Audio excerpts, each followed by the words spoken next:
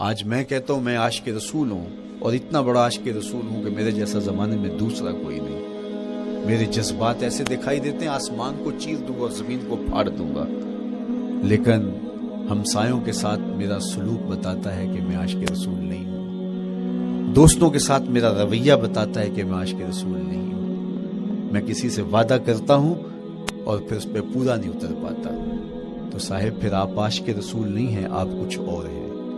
عشق رسول تو یہ ہے کہ میرے محبوب علیہ السلام نے کسی سے عہد کیا ہے کہ تمہارے آنے تک میں یہاں کھڑا ہوں، اور وہ جا کے بھول جاتا ہے، اور میرے حضور 3 دن وہاں منتظر رہتے ہیں۔ وہ اچانک گزرا اور دیکھا تو حضور علیہ السلام کھڑے ہیں، تو خود پریشان ہوا، صرف اتنی بات اسے کہی، صاحب تو نے مجھے مشکل میں ڈال دیا، تو نے مجھے مشقت میں ڈال دیا۔ عہد کیا ہے تو پھر اس کی پاسداری نبھا کے دکھائی۔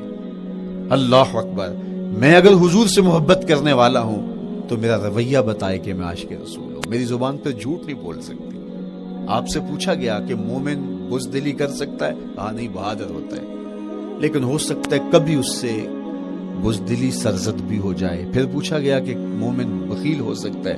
کہا نہیں، سخی ہوتا ہے، لیکن ہو سکتا ہے کبھی اس سے بخل بھی سرزد ہو جائے۔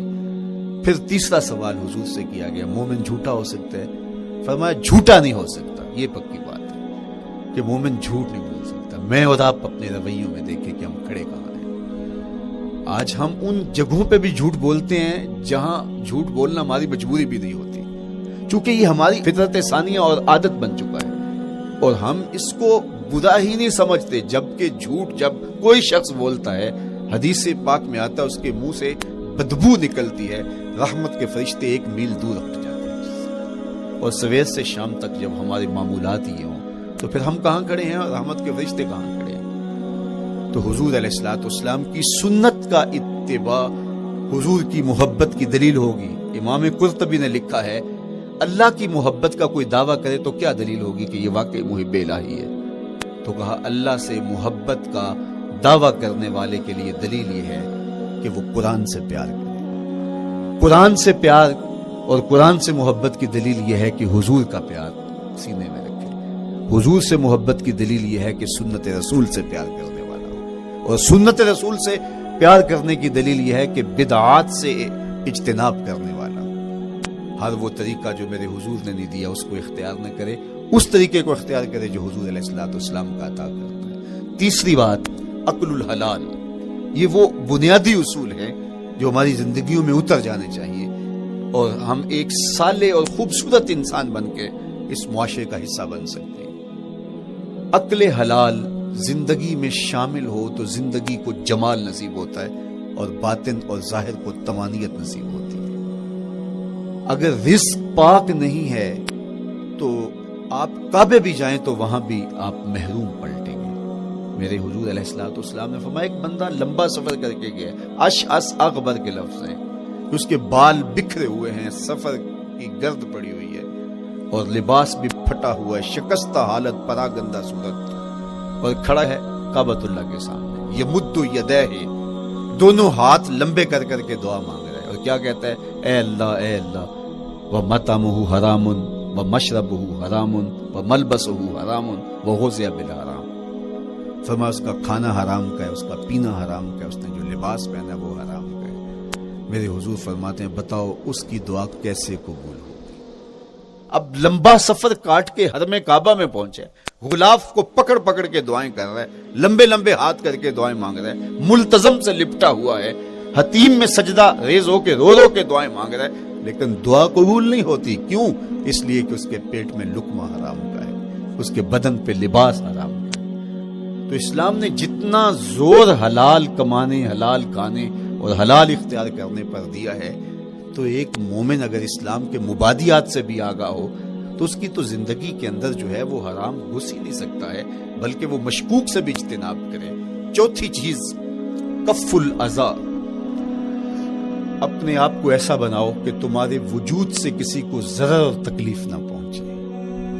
ہمارا اسلام تو ہمیں یہ بتاتا ہے کہ تم پیاز یا لہسن کھا کے مسجد میں نہ جاؤ، کہ تمہارے منہ سے جو سمیل آتی ہے اس سے کسی کو تکلیف نہ پہنچے۔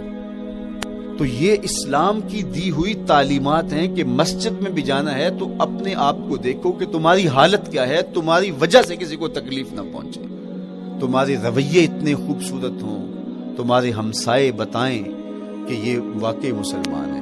مسلمان کی تعریف کی گئی، المسلم من سلم المسلمون من لسانہ و یدہ۔ مسلمان کون ہے؟ جس کے ہاتھ سے، جس کی زبان سے دوسرا مسلمان بھائی محفوظ ہے، تو وہ مسلمان ہے۔ اللہ اکبر۔ ہم یہ جو کہتے ہیں السلام علیکم، اس کو کہتے ہیں تحیت المسلم، مسلمان کا تحیت۔ تو اس میں اس کے معنی پہ غور کریں تو ہم اس کو ضمانت دے رہے ہوتے ہیں، السلام علیکم، تیرے اوپر سلامتی ہو۔ تو ہم اپنی جانب سے اسے ضمانت دیتے ہیں، میرے بھائی میری طرف سے تیری عزت، تیری جان، تیری آبرو سلامت ہے، اب میری جانب سے تو پریشان نہیں ہونا، میں تجھے سلامتی کی ضمانت دیتا ہوں۔ اور وہ آگے سے کیا کہتا ہے؟ وعلیکم السلام، میرے بھائی پھر میری جانب سے بھی تیرا سب کچھ محفوظ ہے۔ اگر سلام کا مفہوم اچھی طرح ہماری روحوں میں اتر جائے تو پھر ایسا ہو نہیں سکتا کہ ہم جس کو السلام علیکم کہہ دیں پھر اس سے ہم دھوکہ کریں یا اس کی آبرو پہ حملہ آور ہوں یا اس کے مال پہ حملہ آور ہو جب السلام علیکم کہہ دیا۔ چونکہ جو ہمیں لفظ بولنے کے لیے کہا گئے اس کے پیچھے فلسفہ لفظ ہوگا۔ یہ پھول ہیں، ان کو دیکھ کر سبحان اللہ کہنے کا کہا گیا ہے، پہاڑوں کو دیکھ کے اللہ اکبر کہنے کا کہا گیا ہے۔ پہاڑوں کو دیکھ کے سبحان اللہ کہہ دیں اور پھولوں کو دیکھ کے اللہ اکبر کہہ دیں، ایسا کیوں نہیں کہہ دیتے؟ لیکن نہیں، اس لیے کہ جب پہاڑوں کو دیکھتے ہیں تو دل میں ان کی ہیبت پیدا ہوتی ہے۔ اتنے بڑے پہاڑ، سمندر کو دیکھتے ہیں تو اس کی ہیبت پیدا ہوتی ہے، اتنا بڑا سمندر تا حد نظر پھیلا ہوا، تو جب اس کی بڑائی پیدا ہونے لگتی ہے تو فوراً پلٹایا گیا اللہ کی بڑائی کی طرف اور کہا بول اللہ اکبر، یہ نہیں میرا اللہ بڑا ہے۔ اور پھول کو جب دیکھا تو اس کی لطافت کی طرف الجھنے لگے، کتنا خوبصورت ہے، درزوں میں کیسے خوشبو بسی ہوئی ہے، کیسے رنگ ہیں، کیسے جمال ہیں۔ اللہ اکبر۔ وہ کیا کسی نے کہا تھا نا کہ درزوں کی لطافت میں خوشبو نے اماں پائی، گل چیرنے والے نے کس شان سے چیرا ہے۔ تو کیا کمال ہے یار، کیا پتیاں ہیں، کیا رنگ ہے، کیا خوبصورتی ہے، کیا لطافت ہے۔ الجھنے لگے، کہا بول سبحان اللہ، یہ کیا ہے جس نے رنگ بھرے ہیں وہ پاک ہے۔ تو تیرا دل الجھ نہ جائے تو جو ہم بولتے ہیں لفظ جہاں بھی بولتے ہیں اس کے پیچھے ایک فلسفہ ہوتا ہے۔ السلام علیکم یہ تحیت المسلم ہے۔ جب ہم کسی کو کہتے ہیں السلام علیکم تو اس کو ہم نے ضمانت دے دی، بس بات ختم، اب جو ہے وہ میری جانب سے تو محفوظ ہے۔ لیکن ہم سلام بھی لے رہے ہوں گے اور ہاتھ بھی کاٹ رہے ہوں گے اور اس کی جیب بھی کاٹ رہے ہوں گے، پھر سلام نہیں لیا، ہم نے منافقت کی ہے۔ تو کف الاذا چوتھی چیز، اور پانچویں چیز اجتناب المعاصی، گناہوں سے اپنے آپ کو بچا کے رکھنا۔ نیکی کرنا بہت اہم ہے لیکن نیکی کرنے سے زیادہ ہم اپنے آپ کو گناہوں سے بچانا ہے۔ چونکہ شر کی قوتیں ہمارے ساتھ جڑی ہوئی ہیں، اس لیے اپنے آپ کی حفاظت جب ہم کریں گے تو ہم ایک اچھی صورت میں آگے بڑھیں گے۔ اور چھٹی چیز وہ ہے التوبہ۔ توبہ تسلسل کے ساتھ کرتے رہیے۔ یہ تصور کہ بڑھاپے میں توبہ کریں گے، یہ تصور کہاں سے آیا؟ یا ہمارے ہاں آج کل یہ کلچر پیدا ہوا ہے کہ لیلۃ القدر یا شبرات کے دن سارے جڑ کے توبہ کرنے بیٹھ جاتے ہیں اور پورا سال اپنی مرضی کی زندگی گزارتے ہیں۔ ایسا نہیں ہے۔ میرے حضور کے دامن پہ ایک بھی گناہ کا دھبا نہیں تھا۔ ہم نبیوں کی عصمت کے قائل ہیں، کسی نبی پر کوئی گناہ کا دھبا نہیں ہوتا۔ اگر اس امکان کو بھی تسلیم کر لیا جائے تو ساری شریعت مشکوک ہو جاتی ہے، لیکن اس کے باوجود حضور فرمایا میں دن میں اللہ سے 100 بار توبہ کرتا ہوں، ایک دن میں 100 مرتبہ توبہ کرتا ہوں۔ میں اور آپ دیکھیں کہ ہم کیا اس معمول کو اپنی زندگی میں شامل کیے ہوئے ہیں۔ جب انسان توبہ کرتا ہے، جب غسل کر لیتا ہے نا ایک دفعہ، تو پھر وہ بچ بچ کے چلتا ہے کہ کوئی گرد دوبارہ پڑ نہ جائے، اور جب وہ لتھڑا ہوا ہو تو پھر اس کو پرواہ بھی نہیں ہوتی۔